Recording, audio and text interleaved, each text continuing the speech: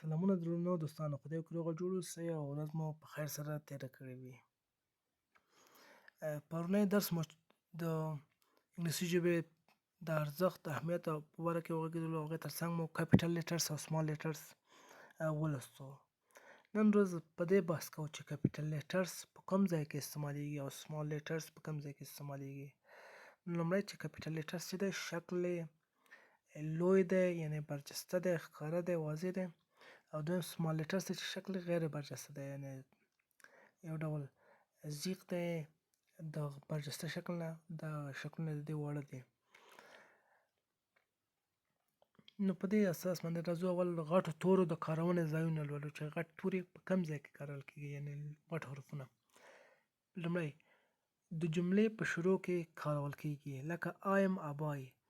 I am a boy کې I بولډ هم دی او انډرلاین هم دی. دا I چې راغلی دی جملې شروع ده. I غټ دی، نور مکمل توري واړه دي. لومړی د استعمال ځای دا دی چې جملې په شروع کې کارول کېږي. دویم د استعمال ځای د خاص نومونو او صفتونو د لومړي توري په حیث کارول کېږي. خاص نومونه لکه شریف، احمد، محمد، د دې ټولو نومونو په شروع کې به د اول حرف به یې غټ لیکي یا لوی لیکي، اول توری به یې لوی اوسي. په شریف کې اس بولډ هم دی او غټ هم دی، د انډرلاین هم دی. نو دا اس په لوی تور لیکل شوی دی، شریف. او دویم افغاني صفت دی چې ایچ دی، بولډ هم دی او انډرلاین هم دی، چې تاسو واضح شي چې د نومونو او صفتونو په شروع حرف چې دی، لومړنی حرف یې باید په غټ توري ولیکل شي. دویم د استعمال ځای د کال د میاشتو او د اونیو د نومونو په شروع کې استعمال کېږي. عموما د کال د میاشتو او د اونیو د نومونو په شروع کې د غټو تورو څخه استفاده کېږي. د نومونو په شروع کې لکه جنوري د انګلیسي میاشت ده، عیسوي میاشت، او ژی هم بولډ دی، هم د ژی او هم انډرلاین دی چې تاسو واضح شي. جنوري، فبروري هم همداسې بولډ او انډرلاین دی. فبروري میاشت ده، سانډې د یکشنبې ورځ ده، اس بولډ هم دی او انډرلاین هم دی. مانډې، مانډې د دوشنبې ورځ ده چې هم بولډ دی او هم انډرلاین دی، چې تاسو ته واضح او معلوم شي. دریم د استعمال ځایونه د مخففاتو د لیکلو لپاره استعمالیږي، لکه یو ان.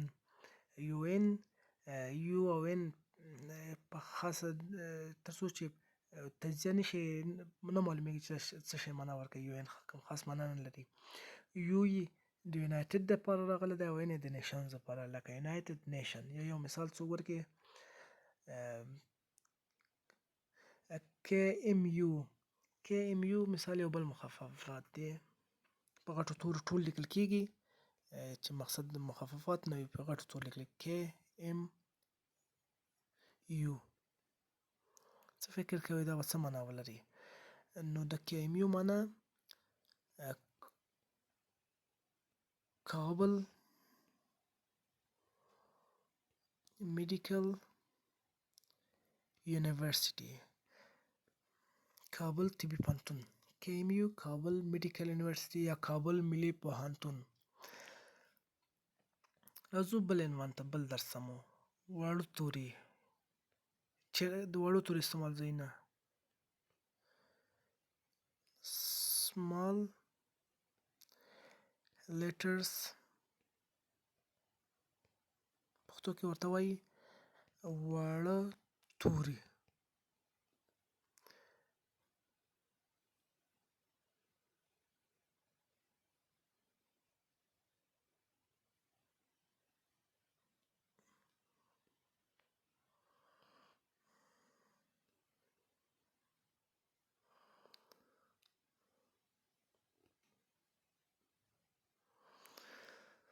واړه توري، واړو تورو نه معمولا په مجلو، کتابونو په لیکلو کې استفاده کېږي، استعمالیږي.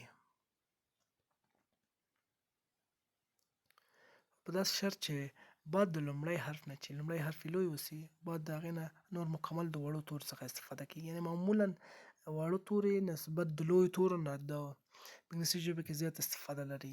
واړه توري عموما شکل چې دی غیر برجسته دی، لکه A B C D. دغه هلته چې موږ درته لیکلي دي دغه واړه تورو نومونه ده. درنو دوستانو، په دې جمله کې he went to school he چې په لوی تور لیکل شوی دی، نور مکمل د هغې نه بعد واړه توري استعمال شوي دي، واړه توري دي لکه he went to school.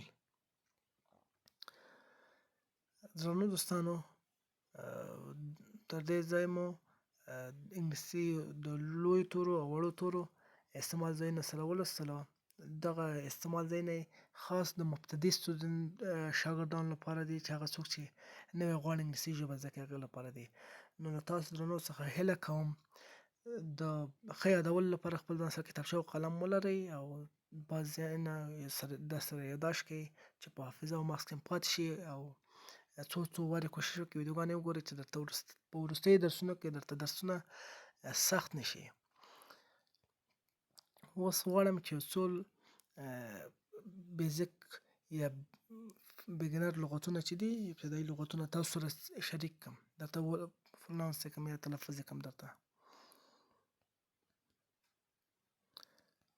words یا کلمات لغتونه vocabulary.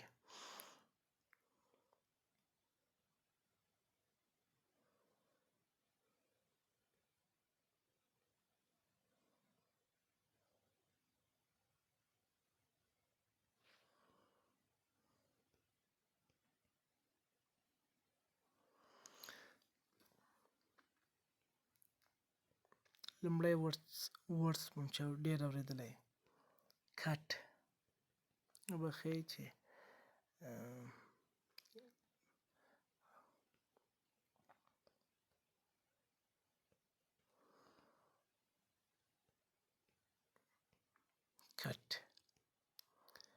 کټ معنا یې ده پیشو یا پشک. پیشو کټ معنا پیشو. دویم لغت چې وایو ډاګ. ډاګ معنا ډاګ DOG ډاګ معنا سپی. سپی یا فارسي کې ورته سگ وایي سپی. اول کټ CAT پیشو معنا ورکوي. DOG د سپي معنا ورکوي ډاګ. کټ پیشو ډاګ سپی.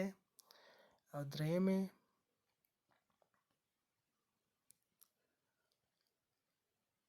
اپل. اپل په معنا د مڼه یا سیب.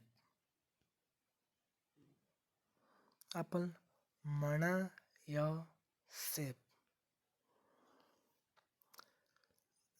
د نن ورځې دغه درې لغتونه او د حروفونو د استعمال ځایونه مو ولوستل.